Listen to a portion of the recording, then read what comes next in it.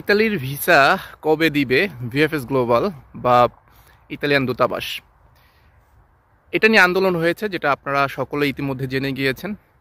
এবং আন্দোলনের ফলে যে আউটপুটটা এসছে সেটা হচ্ছে যে আপনার এম্বাসির যে লোক, যাকে বলা হচ্ছে রাষ্ট্রদূত, যিনি আছেন ইতালিয়ান রাষ্ট্রদূত, তিনি যেটা আশ্বাস দিয়েছেন যে যারা ওয়ার্ক ভিসার আবেদনকারী আছেন, যারা জমা করেছেন, তাদের পাসপোর্ট মোটামুটি জানুয়ারি থেকে ফেব্রুয়ারির মধ্যে, এই পঁচিশের জানুয়ারি থেকে ফেব্রুয়ারির মধ্যে রিলিজ করে দেওয়া হবে। তিনি যেটা আশ্বাস দিয়েছেন।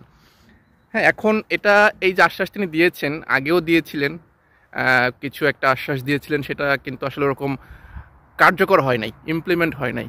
এখন দেখা যাক 25 জানুয়ারি ফেব্রুয়ারির মধ্যে আসলে কতগুলো মানে পাসপোর্ট তিনি রিলিজ করতে পারেন, আদৌ কি সব পারবেন কিনা সেটা তিনিই জানেন, আর তার মেলনি জানে আর কি।